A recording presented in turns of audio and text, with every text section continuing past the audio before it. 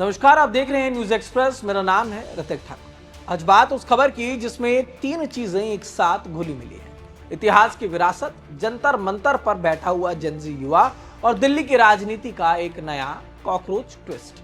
अब आप सोच रहे होंगे कि भाई कॉकरोच का राजनीति से क्या लेना देना है और इसमें नेताजी सुभाष चंद्र बोस के परपोते चंद्र कुमार बोस कहां से आ गए। तो आपको बता दूं, किस्सा बहुत दिलचस्प है। बात यह है कि जब आंदोलन करने वाले लड़के लड़कियां थक कर ये तय करते हैं कि हम राजनीति नहीं करेंगे, तभी कोई ना कोई पुराना दिग्गज आकर के कहता है कि रुको, सब्र करो, तुम पार्टी मत बनाओ, हम तुम्हारे नाम पर झंडा गाड़ देते हैं। अब ऐसे में आज आपको बताएंगे कि आखिरकार ये आजाद हिंद पार्टी का पूरा कच्चा चिट्ठा क्या है। जानेंगे कि कौन है चंद्र कुमार बोस, क्यों उन्होंने बीजेपी और टीएमसी दोनों का साथ छोड़ा और क्यों वो आजकल जेनजी युवाओं के कंधों पर अपनी राजनीति की बंदूक रखना चाहते हैं।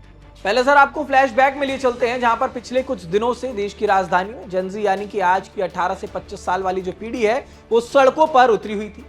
इसको नाम दिया गया था कॉकरोच आंदोलन। अगुवाई कौन कर रहा था? छात्र नेता अभिजीत दीपके। युवाओं का गुस्सा जिस बात पर था वो सभी को पता है। बहुत सारी बातें थी, शिक्षा में भ्रष्टाचार, नौकरियों की धांधली, स्वास्थ्य सेवाओं और बदहाल ढांचा, इन सभी की बातें की जा रही थी। अब तमाम जो नेता हैं वो भी पहुंच गए अपनी राजनीतिक रोटी सेकने। अब जब आंदोलन में भीड़ जुटने लगी तो मीडिया ने पूछना शुरू किया कि अभिजीत, क्या कॉकरोच जनता पार्टी बना करके आप चुनाव भी लड़ने वाले हैं? तो अभिजीत दीपके ने तो साफ कह दिया कि नहीं भाई, हम फिलहाल कोई सियासी पार्टी का काम नहीं करेंगे, हमारा काम है व्यवस्था से सवाल पूछना, चुनाव लड़ना बिल्कुल नहीं। अब यही वो मोड़ था जहां से हमारी आज की मुख्य खबर जो है, जिसकी एंट्री होती, जिसके बारे में हम शुरुआत में बात कर रहे थे, बोस की तस्वीर, आजाद हिंद पार्टी। जैसे ही अभिजीत दीपके ने हाथ पीछे खींचे, नेताजी सुभाष चंद्र बोस के परपोते चंद्र कुमार बोस ने बिना देर किए इस मौके को लपक लिया। चंद्र कुमार बोस मैदान में आए और ऐलान किया कि हम बनाने जा रहे हैं आजाद हिंद पार्टी। इतना ही नहीं, उन्होंने साफ साफ कहा कि उनकी ये पार्टी पूरी तरह से जेनजी युवाओं के लिए हो। अब ऐसे में तमाम जगहों पर इंटरव्यू देते हुए उन्होंने कहा कि उनके शब्द अगर आप सुनते, जब उनसे बातचीत की जा रही थी, तो वो ये थी कि आजादी के 80 साल बाद देश का युवा एक बार फिर से सड़कों पर उतर रहा है। शिक्षा और स्वास्थ्य में भ्रष्टाचार अब एक लाइफस्टाइल बन चुका है और युवा मौजूदा व्यवस्था से तंग आ चुके हैं। अब ऐसे में उन्हें नेताजी की विचारधारा और आजाद हिंद के बैनर तले लाने से बेहतर और क्या ही हो सकता है, ताकि राजनीति रोटी भी सीख जाए।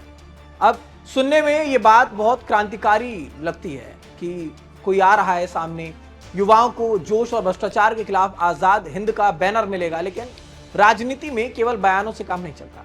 अब चंद्र कुमार बोस की अगर बात करें तो उनका पिछला ट्रैक रिकॉर्ड भी जरा मैं आपको बताता चलूं। राजनीति में चंद्र कुमार बोस कोई नए खिलाड़ी नहीं है। उनका सियासी सफर किसी रोलर कोस्टर राइड से कम नहीं रहा।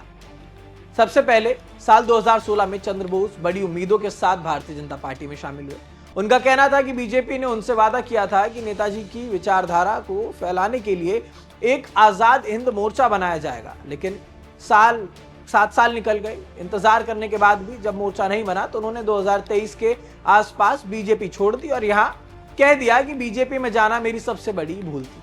अब दूसरा अध्याय, टीएमसी वाला छोटा ब्रेक। इसके बाद इस साल यानी कि 2026 के पश्चिम बंगाल चुनावों से ठीक पहले वो ममता बनर्जी की पार्टी तृणमूल कांग्रेस में शामिल हुई, लेकिन वहां भी उनका मन नहीं लगा।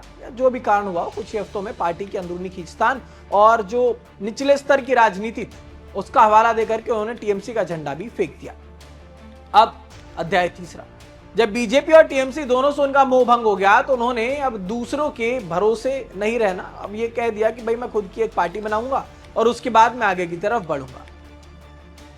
अब ये सारी बातें जब हुई तो ये 2-3 बड़े सवाल भी खड़े हुए कि भाई जिन पर ठंडे दिमाग से सोचने की जरूरत थी, जिन जेनजी को लेकर के बात आगे बढ़ानी थी, ये तो उसको लेकर के पार्टी बना चुके हैं। अब ऐसे में क्या आज का युवा जो रील्स और मीम्स के जमाने में अपनी आवाज उठा रहा है, वो 70-80 साल पुराने राजनीतिक तौर तरीकों से या किसी बड़े नाम के भरोसे से चलने को तैयार हुआ?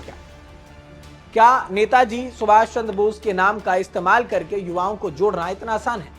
इतिहास गवाह है कि नेताजी ने जब आजाद हिंद फौज बनाई थी तो उसमें त्याग, अनुशासन और एक साफ लक्ष्य था। आज के नेता जब आजाद हिंद के नाम पर नया राजनीतिक दल बनाते हैं तो क्या वो सिर्फ चुनावी फायदे के लिए है या वास्तव में कोई विजन?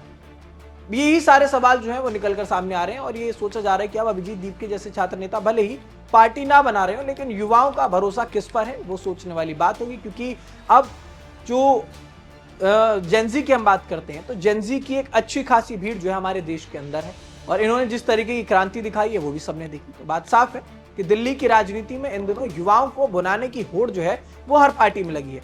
कांग्रेस, बीजेपी, टीएमसी हो या फिर अब चंद्र कुमार बोस की नई आजाद हिंद पार्टी, सब कोई जेनजी के वोट बैंक पर नजर टिकाए बैठे हैं। लेकिन युवा भी शायद अब बहुत जागरूक हो चुके हैं।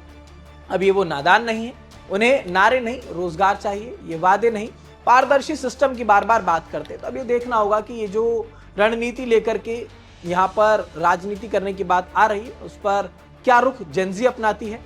फिलहाल इस खबर पर आपकी क्या राय है हमें कमेंट बॉक्स में जरूर बताइएगा। देश दुनिया से जुड़ी तमाम खबरों के लिए देखते रहिए न्यूज़ एक्सप्रेस।